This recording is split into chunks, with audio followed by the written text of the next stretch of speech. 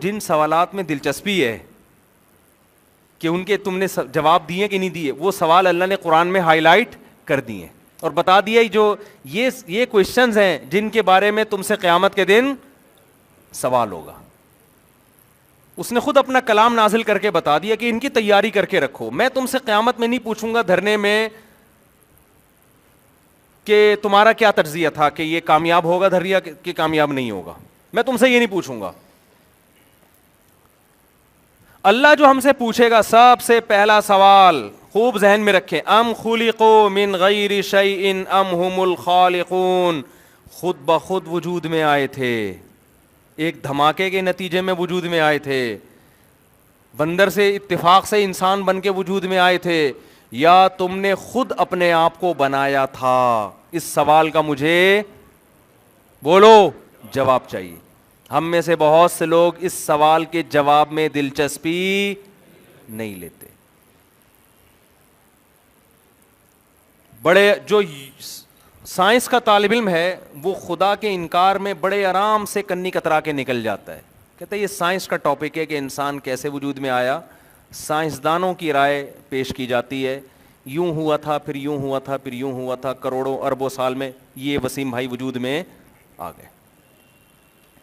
سمجھتے ہیں کہ نہیں سمجھتے؟ حالانکہ یہ سائنس کا ٹاپک نہیں ہے, یہ تاریخ کا ٹاپک ہے. یہ کس کا ٹاپک ہے؟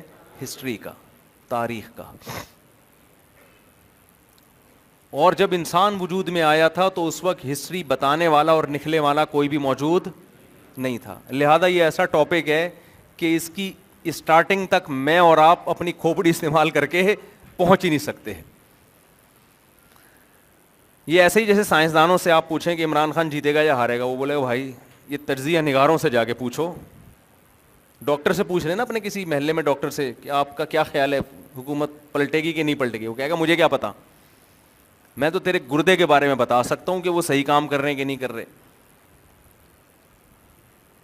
تو پہلا سوال جس کا مجھے اور آپ کو جواب تلاش کرنا ہے, اور ایک طرف ہو جانا یہ جواب تلاش کر کے, ایک طرف ہو جانا. اگر ہم خود بخود بنے, کوئی بنانے والا نہیں ہے, تو بھائی یہ ٹوپیاں جو آپ نے پہنی ہوئی ہیں نا, بہت نیک مسلمان بننا تو دور کی بات, یہ ٹوپی پہننے کے تکلف کی بھی ضرورت نہیں, کیونکہ اس میں بھی تھوڑا سا انسان مولانا ٹائپ کا لگ رہا ہوتا ہے. بالکل وہ لبرل اور ماڈرن ایک پڑھا لکھا نہیں لگ رہا ہوتا. ٹوپی سے تھوڑا سا دیہاتی پن, بولتے کیوں نہیں, آ جاتا ہے. تھوڑا سا لک آتا ہے کہ لگ رہا ہے کوئی پرانے زمانے کا آدمی ہے. داڑھی تو پھر بہت ہی آپ کو 1400 سال پہلے دھکیل دے گی پہاڑوں پتھروں کے دور میں. پھر آپ وہ ڈریس پہنے جو انگریز پہنتے ہیں, وہ اسٹائل ہونا چاہیے جو کس کا ہے, بلکہ ڈریس پہننے کی تکلف کی بھی ضرورت نہیں ہے. کیا ضرورت ہے خام خا کے بیٹھ جاؤ یار. آپ کو برا لگتا ہے 2-4 دن برا لگے گا, اس کے بعد لوگوں کو وہی اچھا لگے گا, وہی اسی کے عادی ہو جائیں گے لوگ. اس سوال کا جواب اللہ پوچھے گا, ام خلقوا من غیر شیء ام هم الخالق. خود سے بنے ہو یا کسی نے بنایا ہے. میرے بھائی اگر ہم خود بخود وجود میں آئے ہیں تو پھر life is the name of entertainment. 4 دن کی زندگی ہے, رمضان شوال سے ہمیں کوئی واسطہ نہیں ہونا چاہیے. زکوٰۃ کیا ہے, روزے کیا ہیں, ماں باپ کیا ہوتے ہیں, یہ سب فضول قسم کی باتیں. ماں باپ نے اپنی لائف کو انجوائے کیا یار, زندگی گزار دی, اب بڑھاپے میں کھانس رہے تو جاؤ اولڈ ہاؤس میں جا کے کھانسو, ہماری زندگی تو خراب نہ کرو نا.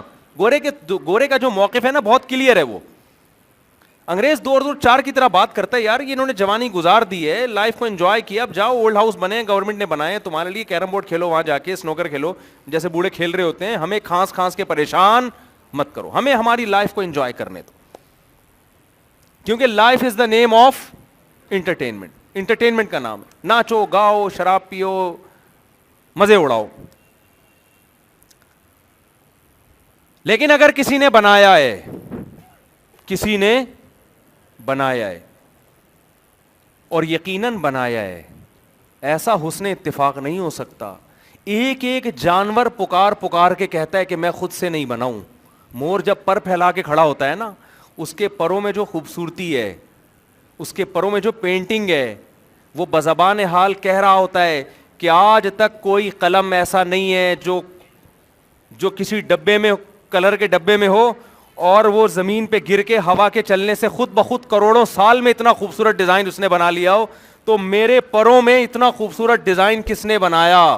وہ پکار پکار کے کہہ رہا ہوتا ہے یہ خود بخود ممکن نہیں ہے, نہیں ہو سکتا.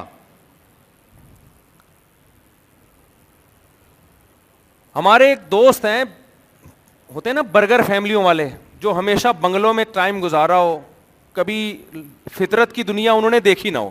میری ان سے پرسوں ملاقات ہوئی تو میرے ساتھ ایک جگہ جانا ہوا, تو انہوں نے دیکھا چڑیا نے گھونسلہ بنایا ہوا ہے نا, تن کے لا کے گول. وہ ایسے عجیب آدمی, ان کو یہی نہیں پتا. عجیب سوال سے پتا چلا کہ کراچی میں اس قسم کی چیزیں بھی پائی جاتی ہیں. چڑیا نے گھونسلہ بنایا ہوا ایسے تن کے خوبصورت انداز میں لا کے رکھے. تو مجھے کہنے لگے یار یہ تن کے یہاں لا کے کس نے رکھے ہیں چڑیا کو بٹھانے کے لیے؟ سمجھ میں آ رہی ہے بات؟ ان کو یقین نہیں آ رہا کہ چڑیا خود لا کے رکھ رہی ہے اور اتنے خوبصورت طریقے سے ان کو آپس میں پرو رہی ہے. خود یقین نہیں آ رہا. میں نے کہا بھائی یہ کسی کے سامنے نہیں بول دینا, یہ میرے سامنے آپ نے بول دیا کس نے لا کے رکھے ہیں, کسی اور کے سامنے نہیں بولنا. وہ فوراً نفسیاتی ہاسپٹل لے جائے گا, سرٹیفکیٹ ڈاکٹر پکڑا دیں گے کہ یہ بندہ کیا ہے, پاگل ہے, یہ پاگل ہے, تھوڑا سا سٹیا ہوا ہے, اس سے تھوڑا سا بچ کے رہو. اپنے بچوں کو گھر سے باہر نکالا کرو یار, ہم بھاگے. وہ بچے پتہ نہیں کہاں گئے, پب جی میں لگے ہوئے ہیں, ویڈیو گیم میں لگے ہوئے ہیں, بس فضول قسم کی. خیر گھنٹیاں بجا کے بھاگنا کوئی اچھا کام نہیں ہے. بنٹے کھیلتے تھے, لٹو کھیلتے تھے, مارم پیٹی کھیلتے تھے, پٹو اپ کھیلتے تھے. میں تو ایک دفعہ یوٹیوب پہ دیکھا, میری تو آنکھوں سے آنسو نکل آئے وہ منظر دیکھ کے. پرانے کسی نے ویڈیو لگائی ہوئی تھی کہ بچپن میں کیسے کھیل کھیلے جاتے تھے. وہ سارا بچپن یاد آ گیا. کتنا اچھا کھیلتے تھے یار, ایمپریس کھیلتے تھے, چھپن چھپائی کھیلتے تھے, بھنڈا وہ جو ہوتا تھا نا, اور وہ گلی ڈنڈا کھیلتے تھے, پتہ نہیں کیا کیا کھیلتے تھے. اب تو بچوں نے سب کچھ چھوڑ دیا ہے. بچے ہیں ہی نہیں مارکیٹ میں, ایک آدھ بچے ہوتے ہیں, وہ کیا کھیلیں آپس میں بیٹھ کے, بچے ہی نہیں ہو رہے نا. تو ایک آدھ بچے آپس میں کیا کھیلیں گے؟ ہمارے ہاں تو بہن بھائی تھے ماشاءاللہ, کزن کی ایک الگ فوج تھی پوری. پھر گلی محلے کے ہر محلے میں ہر پڑوس میں اتنے بچے ہوتے تھے, سب مل کے ایک شغل میلہ لگا رہتا تھا ہر وقت. تو میں یہ عرض کر رہا ہوں کہ اللہ نے اپنے ہونے کے دلائل کے قرآن مجید میں انبار لگا دیے کہ میں ہوں. وہ یہ بتا رہا ہے. یہ چڑیا اصل میں ان کو کیوں یقین نہیں آ رہا؟ اس لیے کہ یہ بڑی عقل کے خلاف بات ہے کہ یار ایک جانور, اس میں اتنا شعور. دیکھو چڑیا کے جب انڈے دینے کا ٹائم آتا ہے نا, فرسٹ ٹائم, پہلی دفعہ, اس کو خدا نے یہ شعور دیا ہے کہ تو اب انڈے دے گی, انڈوں پہ تو بیٹھے گی, پھر ان میں سے تیرے بچے نکلیں گے. اس کے لیے تجھے کیا کرنا ہے, پہلے سے ایک گھر چاہیے. کس طرح کا؟ ہر پرندہ الگ ڈیزائن کا گھر بناتا ہے جو اس کے بچوں کے لیے سوٹیبل ہوتا ہے. کون سی یونیورسٹی ہے جہاں وہ چڑیا سیکھ رہی ہے بھائی؟ ہے بھائی؟ کیا اس کو اس کی ماں سکھا رہی ہے؟ کیا اس کو اس کی نانی نے سکھایا, کلچر نے سکھایا؟ آپ ایک چڑیا کو بچپن میں تمام چڑیاؤں سے الگ کر دیں, ایک پیئر لے لیں, کسی دوسرے چڑا چڑی کو دیکھنے نہ دیں, وہ بھی یہی عمل کرنا شروع کر دے گی. انڈے دینے کا ٹائم آئے گا, پہلے سے تن کے لے کے گھونسلہ بنانا شروع, سوٹیبل جگہ کا انتخاب کرے گی. خرگوش کی مادہ کیا کرتی ہے, جب بچے دینے کا ٹائم آتا ہے اپنے پورے جسم کے بال جھاڑ کر ایک کارپیٹ بچھا دیتی ہے بچوں کے لیے, اس پہ بچے دے. ہمارے ایک دوست نے تجربہ کیا, خرگوش پالتے تھے, وہ کہتے ہیں میں نے تجربہ یہ کیا کہ یار یہ خرگوش نہیں سیکھتی کہاں سے ہے یہ عمل. کہہ رہے میں نے کیا کیا, بچپن میں ہی ایک نر مادہ خرگوش کو باقی خرگوشوں سے الگ کر دیا کہ ان کو ماحول دیکھنے ہی نہ دو, ان کو ماحول سے متاثر نہ ہونے دو, انہیں کسی خرگوش سے سیکھنے کا موقع نہ دو. کہہ رہے کمال کی بات یہ کہ جب ان کی ولادت کا وقت آیا, اس نے اپنے بال جھاڑ کے زمین پہ بچھا دیے.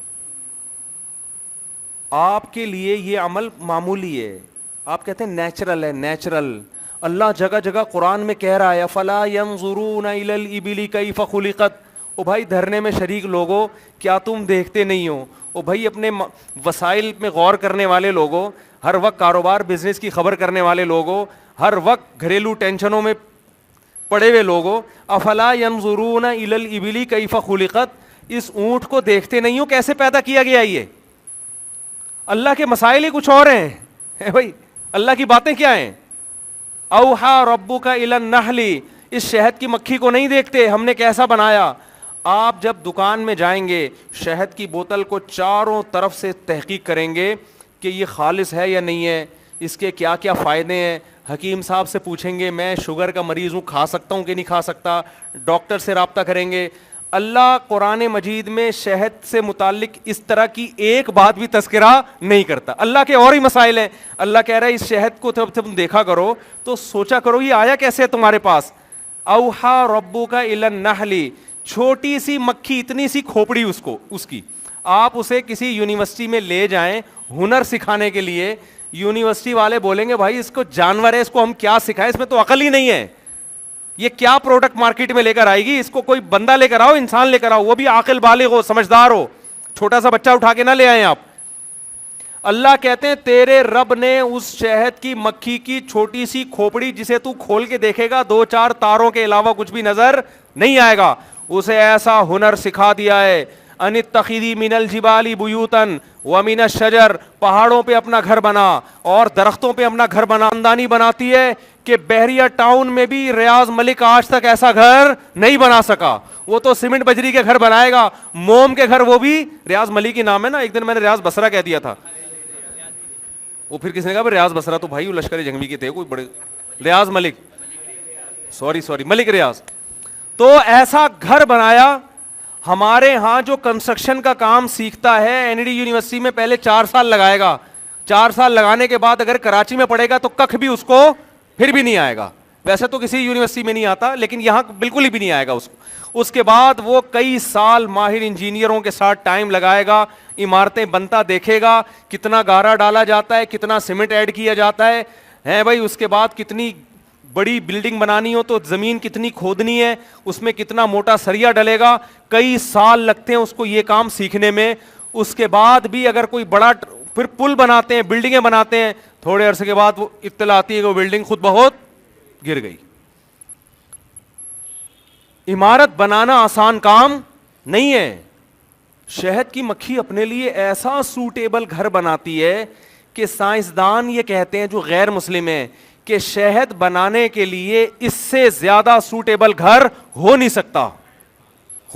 یہ جو میٹیریل استعمال کیا جا رہا ہے اس میٹیریل کے علاوہ کوئی اور میٹیریل چل نہیں سکتا، اور جس طرح وہ 6 کونوں کا کھانا بناتی ہے شہد کی مکھی، اگر وہ 4 کونوں کا ہوتا تو بھی سوٹیبل نہیں تھا، 8 کونوں کا ہوتا تو بھی سوٹیبل نہیں تھا، 6 کونے چاہیے اس کے لیے۔ اس میں ٹیمپریچر کو مینٹین رکھنے کے طریقے ہیں، اس میں ایک پورا سسٹم ہے، مزدور مکھی، مادہ مکھی، نر مکھیاں زیادہ ہو جائیں ان کو قتل کیا جاتا ہے باقاعدہ، کہ اتنے زیادہ میل کی ہمیں ضرورت نہیں ہے سوائے فیمیل کو چھیڑنے چھاڑنے کے، اور یہ کام کوئی کام نہیں کریں گے، ان میل کو مارا جاتا ہے۔ وہ کہتے ہیں بھائی اتنے میل ہمارے لیے کافی ہیں جو گروتھ کے لیے، انڈے بچوں کے لیے ضروری ہیں۔ ایسا خاندانی سیٹ اپ، اور آپس میں ان مکھیوں کا لنک ہے، ربط ہے۔ اگر یہ ایوولوشن کا نتیجہ ہوتا، ارتقاء کا نتیجہ ہوتا، کروڑوں سال میں ایک مکھی وجود میں آ جاتی نا، مکھی کا خاندان کیسے وجود میں آ گیا، آپس میں رشتہ داری کیسے ہو گئی، یہ ایک کے ذمے ایک کام، دوسرے کے ذمے دوسرا کام، یہ کیسے بن گیا بھائی؟ انہوں نے کیا ایک دوسرے کو سکھایا ہے؟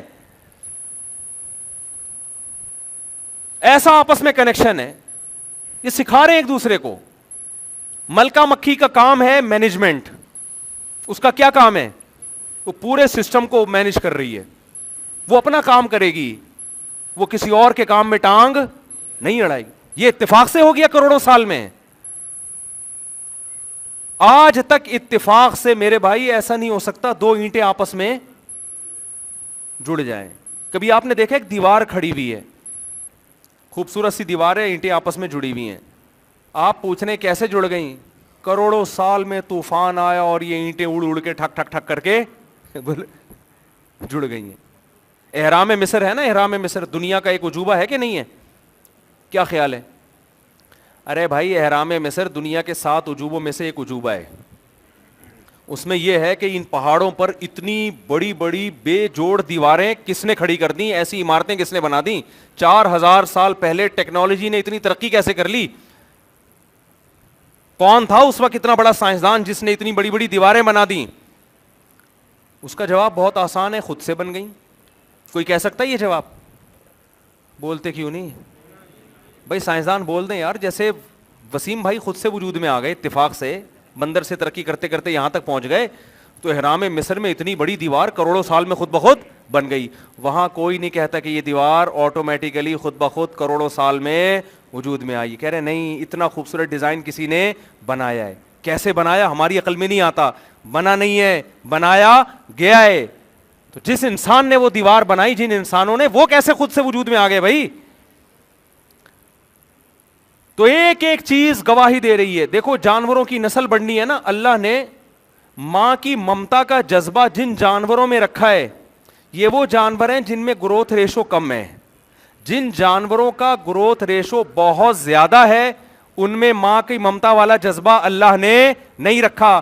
اس سے پتا چلا کہ ماں کے اندر جو بچوں کی محبت ہوتی ہے یہ نیچرل نہیں ہے. جس خدا نے جس ماں میں محبت رکھنی تھی رکھ دی, جس میں نہیں رکھنی تھی اس میں نہیں رکھی ہے.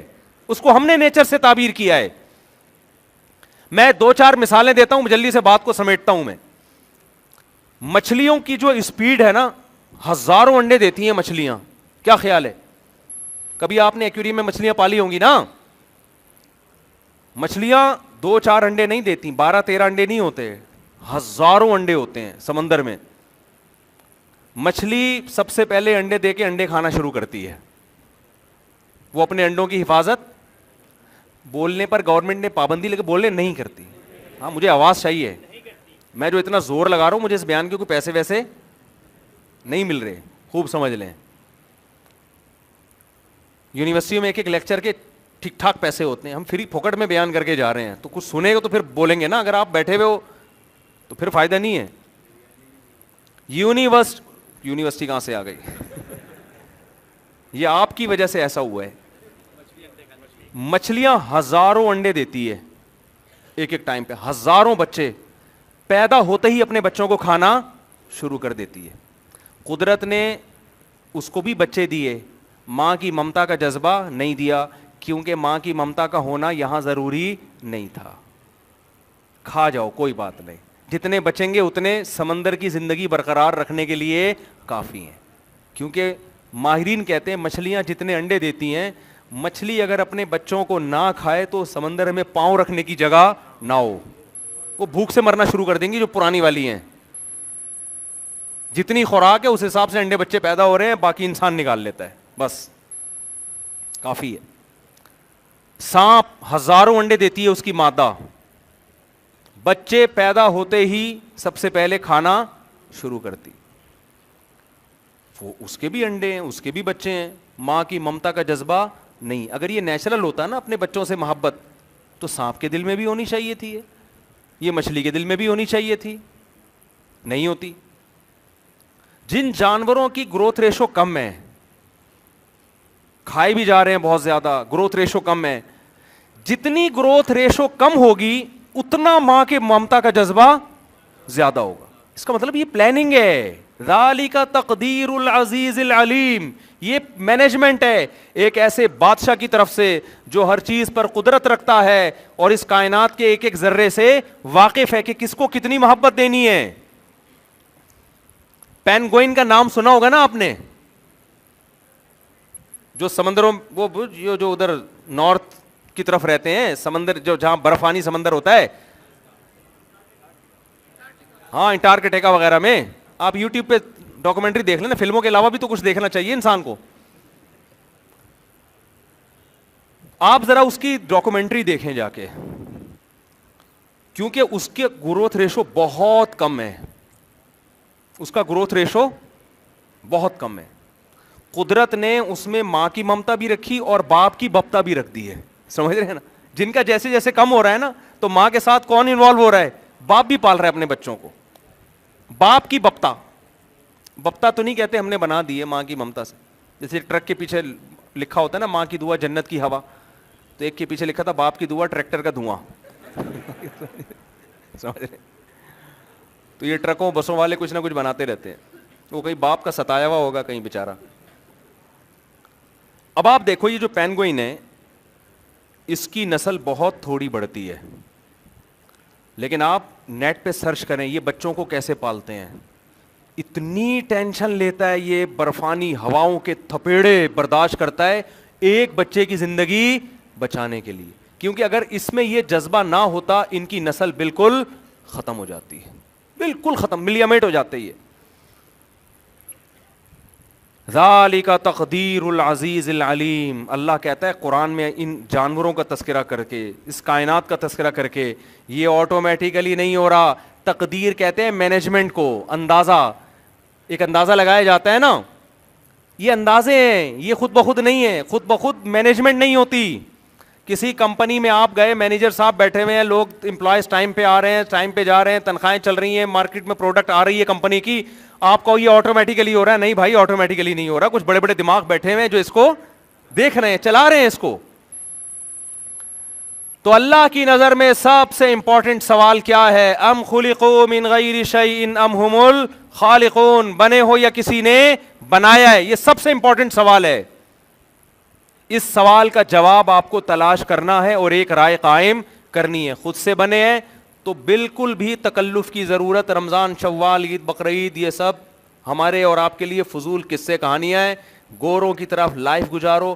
اور ہندو بھی کہتا ہے مذہب ہے لیکن بس کلچر کا حصہ ہے, لہذا جب ان کا جوش آتا ہے بھگوان کو گالیاں دینا بھی شروع کر دیتے ہیں. آئی بات. ابھی ایک یوٹیوب پہ وہ آیا ہے, وہ بھگوان کو ایک لڑکی برا بلا کہہ رہی ہے, بھگوان کا میرے ابا مر گئے, میں بھگوان کو چیختی رہی ہوں, بھگوان کی ایسی کی تیسی اس نے کر دی. ظاہر ہے بھگوان کسی کام کا نہیں ہے ان کی نظر میں. بھگوان کا مقصد تھا ہم نے مذہب کو فالو اس لیے کیا ابا ٹھیک ہو جائے, ابا ٹھیک نہیں ہوا تو مذہب کا کیا کرنا ہے ہم نے. ان کا مذہب آخرت کے لیے نہیں ہے, ان کو پتہ ہے اس سے ان بتوں کو پوجنے سے آخرت میں کچھ بھی ملنے والا نہیں ہے. ان کو ان کے پنڈتوں نے یہ سمجھایا ہوا ہے کہ ان بھگوان سے, وہ مجھے تو ہندی الفاظ بھی نہیں آتے, ان کی آشیرواد لوگے اور یہ کرو گے وہ کرو گے تو یوں ہو جائے گا, پتہ نہیں کیا ہو جائے گا. وہ ہندی الفاظ میری زبان پہ آ نہیں رہے, چمتکار ہو جائے گی آپ کی بس.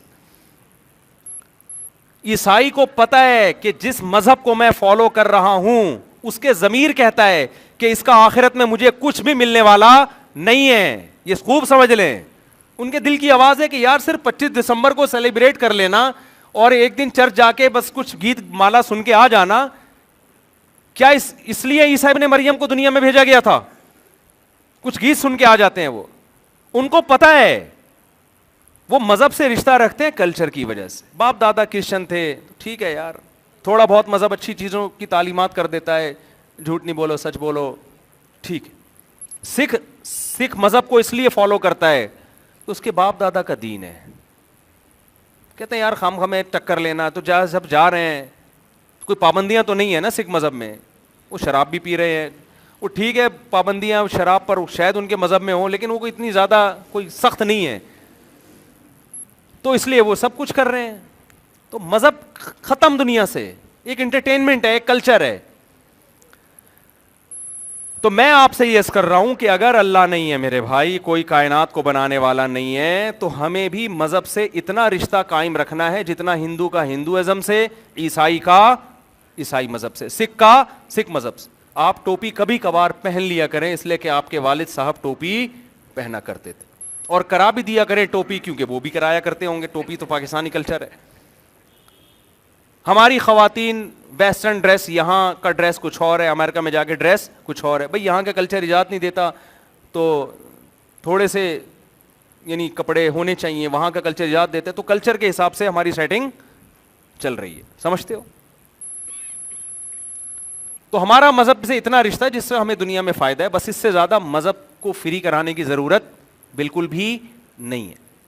لیکن میرے بھائی اگر اس کائنات کو کوئی بنانے والا ہے نا, تو بنانے والے کو اگر آپ مان لیتے ہو نہیں جی کسی نے بنایا ہے, تو پھر قرآن کہتا ہے میں اگلے بھی کچھ سوال پوچھوں گا پھر تم سے. امریکہ کے ویزے کے لیے آپ اپلائی کریں نا, تو ماہرین یہ کہتے ہیں کہ جتنے سوالات کے جواب دو گے پھنستے چلے جاؤ گے. اس لیے کہتے ہیں آپ کسی, میں آپ کو ایک طریقہ بتاؤں امریکہ کے ویزے کا. آپ کسی کمپنی میں جاب کرتے ہو نا, بس یہ بتاؤ میں یہاں جاب کرتا ہوں, یہ میری تنخواہ ہے, شاید اس پہ ویزا مل جائے. آپ نے کہا میرا یہ بھی ہے, یہ بھی بزنس, وہ بھی بزنس, یہ بھی بزنس, سب کے ثبوت پیش کرنے پڑیں گے آپ کو. پھر ان پہ جو اعتراضات ہوں گے ہر اعتراض کا جواب دینا پڑے گا آپ. میرا ناروے کا ویزا آیا نا, ویزے کے لیے میں نے اپلائی کیا تو مجھے نہیں پتا تھا ویزا کیسے لگتا ہے. ہم نے دیسی طریقے سے چلے گئے, بچے ہم نے ہول سیل کے حساب سے شو کر دیے اپنے نا. تنخواہ ہم نے اپنی مسجد کی شو کر دی, تو اگلے نے بولا اس تنخواہ میں تو اتنے بچے پل ہی نہیں سکتے ہیں. سوال کیا نا, اس کا میرے پاس جواب نہیں تھا. اب میں مزید پیش کرتا تنخواہ تو کہتے پھر یہ پہلے کیوں چھپائی, یہ پہلے کیوں نہیں بتائی, اب کیوں بتا رہے ہو. تو انسان کی عادت ہوتی ہے اپنے آپ کو سوالات کے جواب میں الجھائے نہیں. اگر آپ کا کوئی ہدف ہے نا, اگر آپ کا کوئی ہدف ہے تو کوشش کرو اگلے کو زیادہ سوالات کا موقع نہیں دو, جتنا ہے اتنا بتاؤ. اب میرے بچے تو زیادہ تھے, میں نے سچ بول دیا, لیکن جتنی ارننگ تھی وہ پوری بتانی چاہیے تھی نا. بچے میں آدھے شو نہیں کر سکتے, باقی بچے بولتے ہیں ابا کیا ہم نہیں, ناروے کی وجہ سے ہم ہیں ہی نہیں. یہ کیا ابا آپ کو یورپ کا ویزا چاہیے اور ہم مارکیٹ سے شارٹ ہو گئے, تو یہ غیرت کا مسئلہ ہو جاتا. تو یا تو آپ 100% 2 نمبری کریں, 100% 2 نمبری. آپ بولے میں ان میرڈ ہوں, یہاں سے میں 2 نمبری شروع کرتا کہ میں ان میرڈ ہوں, میرے بچے ہی نہیں ہیں, میرا ویزا ٹھک کر کے لگ جاتا. پھر میں ایک تنخواہ شو کرتا. اگر آپ سچ بول رہے ہیں تو پھر آپ کو جتنے سوالات اٹھیں گے سب کے جواب تیار کرنا آپ کے لیے ضروری ہے. تو دیکھو, یا تو سرے سے اس سوال کا جواب ہی تلاش مت کرو کہ اس کائنات کو کسی نے بنایا ہے. گورا ان سوالات کے چکر میں پڑتا ہی نہیں ہے, وہ کہہ رہا ہے یار چھوڑو بنایا نہیں بنایا, لائف کو انجوائے کرو, کھاؤ پیو, موج مستی کرو اور پتلی گلی سے نکل لو. ان کے مرنے کا بھی کوئی طریقہ نہیں ہے, یوں غسل پھر کفن کا کیا ٹینشن ہے یار, مر گئے سائنسدانوں کے حوالے کرو, ٹھیک ہے نا. مائیکل جیکسن سائنسدانوں نے چیر پھاڑ کے چانپیں وہاں پہ پوری الگ کر دی تھی, مغز وغز نکال کے اس کا چیک کیا, مرا کیوں یہ, ٹھیک ہے نا, مرا کیوں, مرنے کا کوئی بنتا ہی نہیں تو کیوں مرا گیا بھائی تو. مائیکل جیکسن کو بھی اس پہ کوئی اعتراض نہیں ہوگا, کہہ رہے ہیں جب ہم خود سے بنے ہیں, یا ہم کیا کرنا ہے ہم نے ان تکلفات میں کہ غسل, کفن, جنازہ, دفن, پھر وغیرہ وغیرہ, یہ سال ثواب, یہ ان تکلفات میں پڑھنے کی بالکل بھی ضرورت نہیں ہے. تو یا تو آپ پہلے سوال کا جواب ہی نہ دیں, پھر اللہ جانے آپ جانے قیامت میں اللہ کہے کہ میرے سوال کا جواب کیوں تلاش نہیں کیا تھا تم نے, آپ کہہ دو اے اللہ میرے پاس ٹائم بالکل بھی نہیں تھا, ٹی وی پہ پروگرام چل رہے تھے, میری سیٹنگ چل رہی تھی, میری شادی نہیں ہو رہی تھی, اور تو کہہ رہا ہے کہ میں یہ سوال کو کسی نے بنایا کہ ہم خود سے بنے. اے اللہ میرے گردے کام نہیں کر رہے تھے, ڈائلسس پہ آیا ہوا تھا, اور میں یہ سوچتا رہوں بیٹھ کے کہ ہم بنائے کسی نے, ہم خود سے بنے کسی نے بنایا ہے. اونٹ پہ جا کے میں غور کروں یہ اونٹ خود سے کیسے بن گیا, شہد کی مکھی پہ غور کروں یہ خود سے کیسے, چڑیوں کے گھونسلوں پہ غور کروں کون ہے جس نے چڑیا کو گھونسلہ بنانا سکھایا. انکیوبیٹر میں آپ مرغی کے انڈے رکھتے ہیں نا, دن میں 2 دفعہ گھمانا ضروری ہے اس کو. مرغی کے نیچے رکھو گے, مرغی خود ہی ان کو, مرغی کو کس نے بتایا دن میں 2 دفعہ گھمانا ضروری ہے. اس سوال کی طرف نہ سوچنے کی ضرورت, آپ کو انڈے کھاؤ مستی کرو, صحیح ہے نا, کھاؤ پیو صبح نہار منہ. دیکھو میڈیکل سائنس کے یوٹیوب پہ چینل صبح شام بتا رہے ہیں انڈوں میں اومیگا 3 ہے, دیسی انڈوں میں اومیگا 3, اتنے انڈے کھانے چاہیے, زردی کھائیں کہ نہیں کھائیں. اسی بحث میں دنیا ختم ہو رہی ہے. بتانے والا آپ کو گائیڈ کرتے کرتے ایک دن اس کا جنازہ اٹھتا ہے, اس نے اس سوال کے جواب کی کوشش نہیں کی ہوتی جو مرغی کا یہ پروسیس دکھا کے خدا ہم سے سوال قائم کر رہا ہے, کون ہے جس نے اس کو یہ سکھایا اتنی سی مرغی کو کہ انڈوں کو 2 دفعہ تو نے گھمانا ہے. میں تو یہ ڈاکومنٹریاں دیکھتا ہوں بڑا حیران ہوتا ہوں. اللہ آپ کو ملے گا اس کائنات میں, اسی کائنات میں غور کر کے اللہ ملے گا. مسجد تو اللہ کی عبادت کی جگہ ہے, اللہ کے ملنے کی جگہ تو یہ چیزیں ہیں جن میں خدا نظر آتا ہے, ان چیزوں میں غور کر کے مسجد آتا ہے انسان. تو آپ یا تو پہلا سوال ہی پی جاؤ, پہلا سوال ہی کیا کرو, جیسے میں ناروے کا ویزے کے لیے پہلا سوال ہی پی جاتا, میرڈ ہو یا ان میرڈ, میں کہتا مجھے ان چیزوں میں بالکل بھی دلچسپی نہیں. میرڈ کیا ہوتا ہے, ان میرڈ. پھر وہ پوچھتے 40 سال میں تو ان میرڈ کیوں ہے بھائی, اس وقت میں 40 سال کا تھا. میں کہتا تم لوگ 55 میں ان میرڈ ہوتے ہو تو ہم 40 میں ہو گئے تو کیا ہو گیا. تو یا تو میرے بھائی پہلا سوال ہی پی جاؤ, ٹھیک ہے نا, اللہ جانے آپ جانے جو ہوگا. لیکن اگر پہلا سوال کا جواب آپ نے دے دیا نا, تو جیسے ایمبیسی پوچھتی ہے کہ اتنے بچے جب تم نے شو کر دیے, اگلا سوال یہ ہے کہ ان کو کھلاتے وہ لوگ کہاں. ایسا تو نہیں ہے کہ ناروے بھاگ رہے ہو ان سے جان چھڑا کے, ارننگ نہیں ہے تمہاری, مسجد کی آمدن میں تو نہیں. مسجد والے معذرت کے ساتھ یہاں بھی انتظامیہ سے پیشگی معذرت, امام کی تنخواہ اتنی دے دیا کرو کہ اپنے بچوں کو اپنے خرچے پہ وہ پال لے, معذرت کے ساتھ, ٹھیک ہے نا. اتنی کم تنخواہیں اماموں کی رکھی ہوئی ہیں کہ اللہ کی پناہ ہے. جتنا جس ایریے کا امام ہونا, لوگ کہتے ہیں اس کے کرائٹیریا کیا ہے, امام کی تنخواہ کتنی ہونی چاہیے. میں کہتا ہوں کرائٹیریا یہ ہے کہ جس محلے کا امام ہے اس میں جو متوسط گھرانے کا آدمی جتنا لائف اسٹینڈرڈ اس کا ہے, میں نہیں کہہ رہا مالداروں جیسا, جو ایک درمیانے درجے کا لائف اسٹینڈرڈ ہے, امام کا لیونگ اسٹینڈرڈ کم از کم اتنا ہونا چاہیے, اتنی تنخواہ اس کی ہونی چاہیے. وہ ہر علاقے کا الگ ہے معیار, اتنی بھی نہیں ہوتی. میری 4,500 تنخواہ تھی جب میں ناروے کے لیے اپلائی کر رہا تھا. صحیح ہے نا, اندازہ لگاؤ. میں مسجد والوں سے شکایت نہیں کر رہا اپنی کمیٹی, اس لیے کہ وہ ہر جگہ ایسا ہی ہے. کوئی انسانیت ہے یار, کوئی کچھ خدا کا خوف کرو. وہ بھی چندوں کے پیسوں سے تنخواہ نہیں دی جا رہی تم سے, اپنی جیب سے ہوتا تو پتہ نہیں کیا کر رہے ہوتے. تو اور جب امام ریٹائرمنٹ میں بھی کچھ نہیں مل رہا ہوتا, گورنمنٹ میں ایک چپڑاسی بھی ریٹائر ہوتا ہے نا, مر جاتا ہے تو بچوں کو کچھ ملتا ہے, ریٹائر ہوتا ہے تو کچھ پیسے ملتے ہیں. امام 30 سال امامت کر کے جب مرتا ہے بیچارہ, تو بچوں کے پاؤں میں پہننے کے لیے چپل نہیں ہوتی, گھر بھی چھین لیا جاتا ہے اس سے, یہ اس کو صلہ ملتا ہے.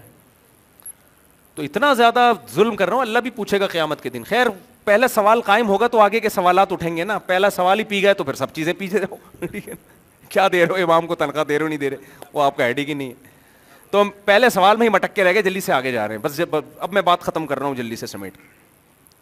دیکھو اگر آپ نے پہلے سوال کا جواب دے دیا کہ آپ کے اتنے بچے ہیں, تو آپ کو اگلا سوال ناروے ایمبیسی پوچھے گی کہ ان بچوں کو کھلاتے کہاں. اس میں آپ ٹوپی نہیں کرا سکتے, آپ کو پوری ارننگ شو کرنی پڑے گی. سمجھتے ہو, پوری ارننگ شو کرنی پڑے گی. تو جیسے ناروے والوں کو اتنی عقل ہے کہ اگلا سوال اس سے پوچھو, تو کیا اللہ آپ سے اگلا سوال نہیں پوچھے گا؟ ہے بھائی, اللہ یہ کہہ کے چھوڑ دے گا کہ آپ نے جواب دیا اللہ ہم مانتے تھے کہ کوئی اس کائنات کو بنانے والا ہے, خود بخود یہ کائنات نہیں بنی. اللہ کہے گا چلو تم سب پاس, تمہیں پتا تھا کہ کوئی کائنات کو بنانے والا ہے, چلو جاؤ, کہاں جاؤ, کامیاب, جنت میں عیش کرو, موج مستی کرو. ایسا بالکل بھی نہیں. اگلا سوال ہوگا, پوچھا جائے گا میرے اور آپ سے, یہ سوال قرآن اٹھا رہا ہے کہ اس پہ کیوں غور نہیں کیا کہ جس نے اس کائنات کو بنایا اس نے کسی مقصد کے تحت بنایا یا ویسے ہی بنایا بے مقصد. اگلا سوال بولو یہ اٹھتا ہے. اگر اللہ نے اس کائنات کو بنایا, کوئی مقصد نہیں تھا, وہ ویسے ہی بنا دیا, تو بھی لائف کو آپ کیا کرو میرے بھائی, بولو نا, انجوائے کرو. گٹکے بھی کھاؤ, پان بھی کھاؤ, مزے اڑاؤ. اکثر ایک چٹکلا میں سناتا رہتا ہوں بار بار, ہر دفعہ مزہ آتا ہے وہ چٹکلے میں. ایک نوجوان, جلدی شارٹ کر کے سنا, اور ایک نوجوان سمندر کے کنارے لیٹا ہوا سگریٹ کے کش لے رہا ہے, ناک سے دھواں نکال رہا ہے. ایک بزرگ اس کے پاس گئے, ترس آیا, بیٹا تم کچھ پڑھ کیوں نہیں لیتے, ٹائم کو ضائع کر رہے ہو تم. انکل کیا کروں, بیٹا میٹرک کر لو. انکل میٹرک 10 سال لگیں گے, پھر کیا ہوگا, بیٹا انٹر کر لینا. دوست اس نے کہا انکل 12 سال لگ جائیں گے. کوئی بات نہیں بیٹا, انٹر کے بعد بیچلر بن جانا. انکل 14 سال. بیٹا کوئی بات نہیں, آگے رزلٹ بھی تو دیکھو نا کتنا اچھا آنے والا ہے. انکل بیچلر کے بعد کیا کروں میں, بیٹا پھر ماسٹر کرنا. 16 سال. وہ نوجوان پہ رہا 16 سال تک پڑھتا رہوں, پھر کیا ہوگا, بیٹا پھر PhD کرنا. انکل پھر کیا ہوگا, بیٹا پھر تمہاری اچھی جاب ملے گی تمہیں, جب پڑھے لکھے ہو جاؤ گے نا, ٹھیک ٹھاک تنخواہ آئے گی گھر میں. انکل پھر کیا, بیٹا پھر بہت اونچی فیملی میں شادی کرنا. پھر کیا ہوگا, بیٹا پھر تمہارے بچے ہوں گے. پھر کیا ہوگا, بیٹا پھر مزے کرنا. ابھی کیا کر رہا ہوں میں, وہ نوجوان بولتا ہے پھر ابھی کیا کر رہا ہوں میں. جب انٹرٹینمنٹ ہی ہے تو اس تکلف کی کیا ضرورت ہے بھائی. اور آپ جو کہہ رہے ہو 10 سال میٹرک کرو, ہر آدمی 10 سال میں میٹرک کر لیتا ہے. کتنے ماں باپ بچوں کو مار مار کے پڑھا رہے ہیں, وہ پھر بھی پنچر کی دکان کھول کے بیٹھے ہوئے ہیں, وہ کہہ رہے ہیں یار ہم سے نہیں پڑھا جا رہا. اور اس پروسیس سے گزر بھی گئے تو جاب ہر ایک کو تھوڑی ملتی ہے, اور جاب مل بھی گئی تو بیوی اچھی تھوڑی ملتی ہے, آدمی کرنے کے بعد پچھتا رہا ہوتا ہے. وہ ایک آدمی کی بیوی ہاسپٹل میں تھی, تو ڈاکٹر نے شوہر کو آ کے کہا کہ آپ کی بیوی کی زندگی میں صرف 2 گھنٹے رہ گئے. چارہ ٹینشن میں نا سانس لمبے کھینچ کے کہتا ہے جہاں ساری زندگی برداشت کیا 2 سال اور برداشت کر, ایسی بھی تو مل جاتی ہے. پھر اولاد نالائق نکل آتی ہے. تو اس نے کہا انکل اس کا کوئی پتہ نہیں ہے, ابھی لائف کو کیا کر رہا ہوں, انجوائے کر رہا ہوں آرام سے.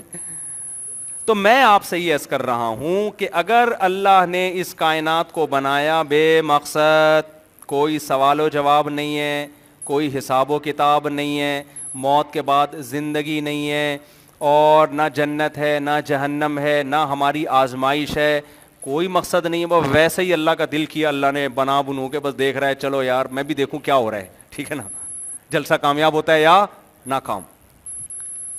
تو پھر ہمیں ٹینشن لینے کی بالکل بھی ضرورت نہیں ہے. پھر یہاں سوال کا سلسلہ کیا ہو جائے گا, ختم.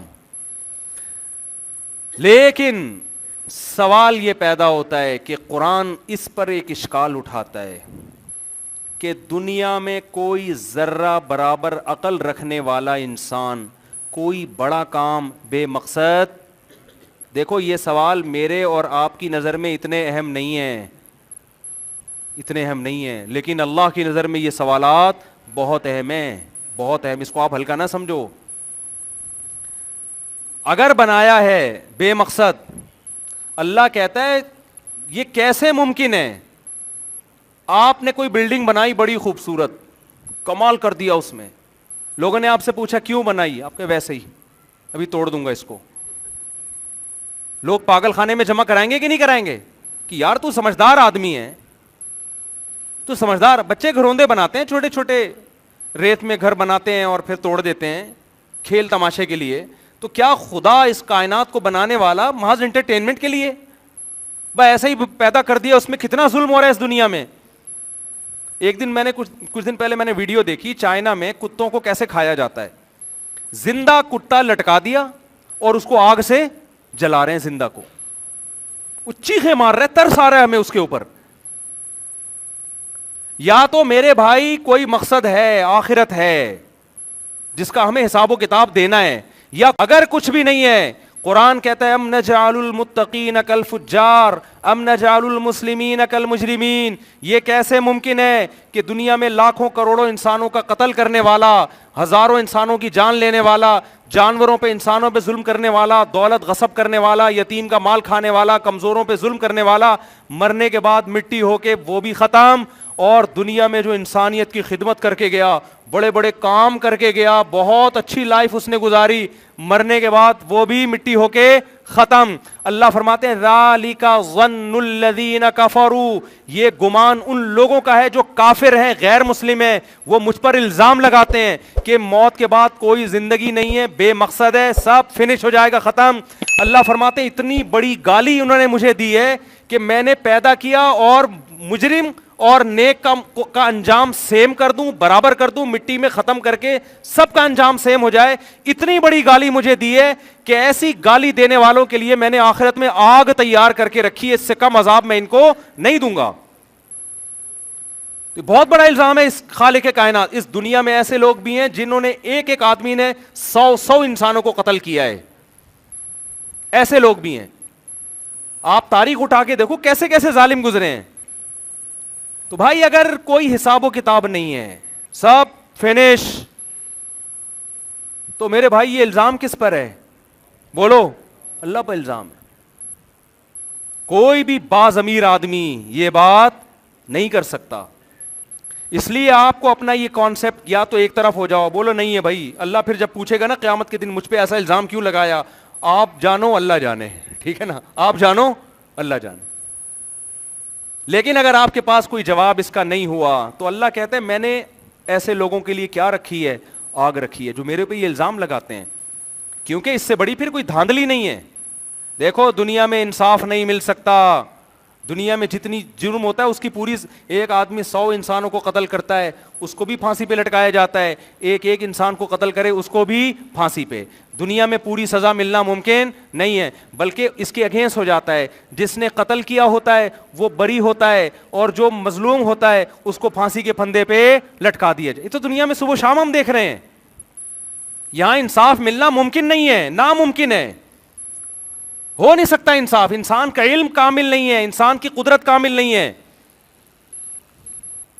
یہاں میرے پاس ایسے لوگ آئے ہیں جنہوں نے اپنی دادی اور ماں کو قتل کیا ہے. ایسے لوگ میں ملا ان سے، پیسوں کی خاطر، چند ٹکوں کی خاطر.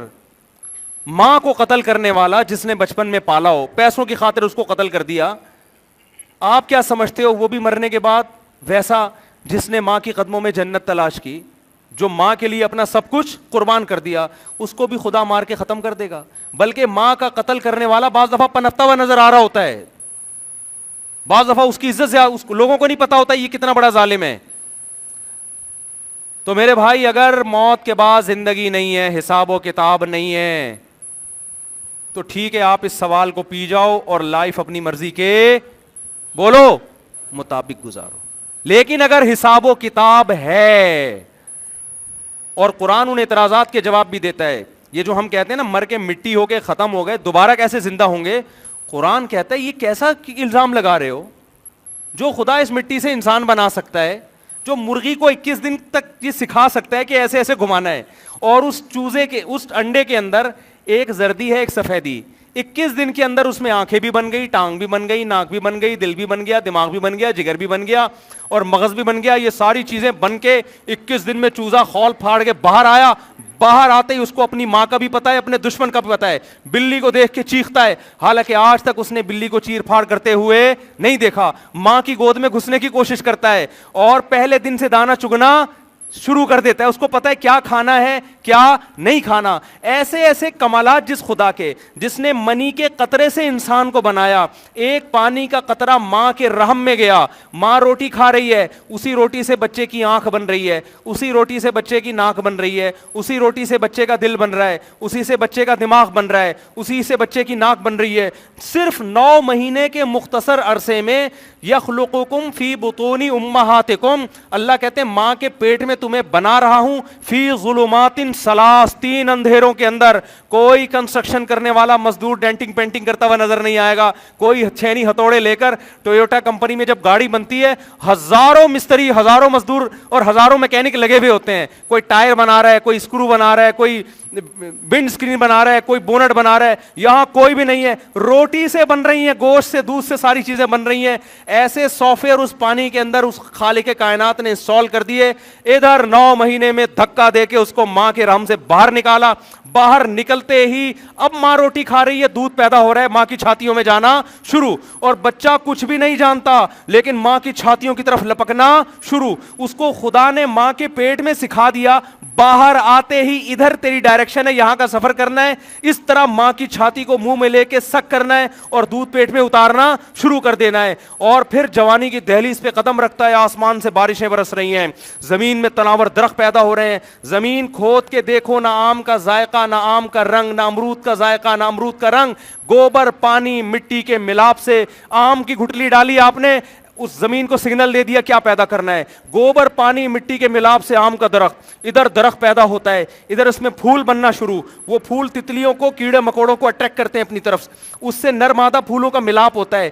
جیسے نر مادہ، تتلیوں کو کیا پتا بھائی، ہم جب اس پھول سے بیٹھ کے اس پھول پہ بیٹھتے ہیں اس کی وجہ سے آم پیدا ہو رہا ہے. تتلی تو اس پھول کو انجوائے کر رہی ہے، لیکن اس خالق کائنات تتلی سے کام لے رہا ہے، کیڑے مکوڑوں سے کام لے رہا ہے. وہ آپس میں نر مادہ پھولوں کو ملا رہے ہیں. ادھر نر مادہ پھول آپس میں ملتے ہیں، پھول سڑ کے گر جاتا ہے جس نے تتلیوں کو اپنی طرف مائل کیا تھا. ادھر ایک کچی کیری پیدا ہونا شروع ہو جاتی ہے، اور وہ ہزاروں درخت میں، ایک درخت میں ہزاروں آم پیدا ہوتے ہیں.